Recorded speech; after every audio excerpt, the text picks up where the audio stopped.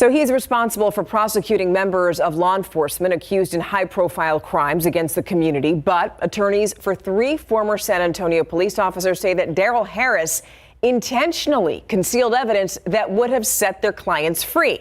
Now, Harris defended his record to KSAT Investigates' Dylan Collier after a string of recent mistrials. But before we show you the story, we just want to warn you, you're about to see some graphic footage.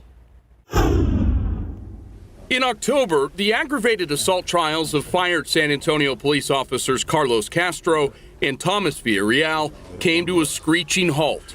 The pair were accused of kicking in the door of an East Side home and beating a man who had fled from a traffic stop in January 2020.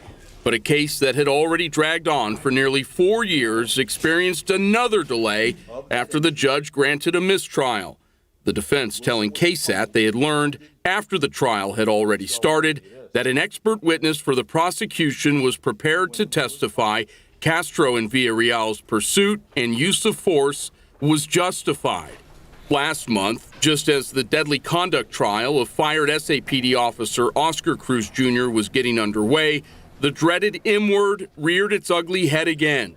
A mistrial was granted after prosecutor Daryl Harris, the head of the district attorney's office civil rights division, learned the minors Cruz was accused of firing his gun at in 2020 have pending cases in juvenile court. If it means anything, it means check the witness's criminal history before trial. There's more. Attorneys for Cruz tell KSAT one of the teens shot at admitted during an interview with investigators that he had assaulted Cruz. Their witness committed a second-degree felony against Oscar Cruz, and we didn't know that until after the jury was selected. One of the most fundamental obligations as a prosecutor is to ensure you're turning over discovery to the defense. Robert Almonte II served as a prosecutor at the state and federal level for 15 years before retiring from the U.S. Department of Justice in November. A mistrial is really a recourse of last resort.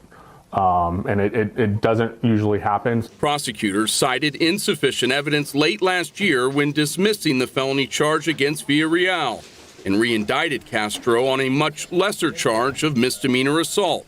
This month, Castro and Cruz filed motions asking the court to bar them from being retried, claiming the prosecution demonstrated intentional misconduct during each trial. In the case of Oscar Cruz Jr., the defense alleges intentional misconduct. In the Carlos Castro case, the defense alleges intentional misconduct. Those are very strong words to put in a motion. Very strong words. It's serious allegations.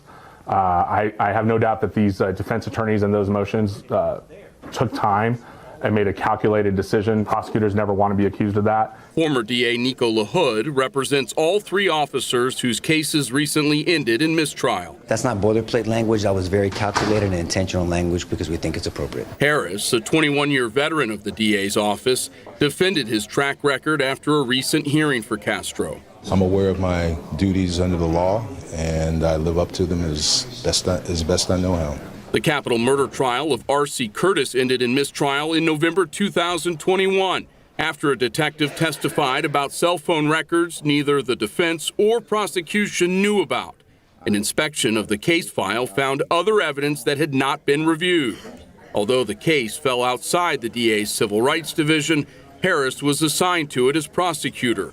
More than 8 years after the murder took place, the man accused has yet to be retried. The defense usually doesn't want to request a mistrial, and certainly prosecutors don't want a mistrial. A lot of work and effort goes into it from both sides, and a mistrial doesn't usually help anybody. For KSAT Investigates, I'm Dylan Collier.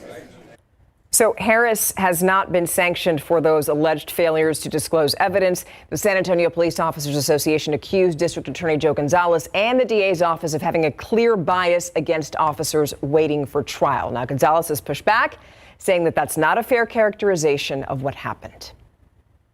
So later this spring, there will be hearings to determine if Castro and Cruz are going to have a second trial.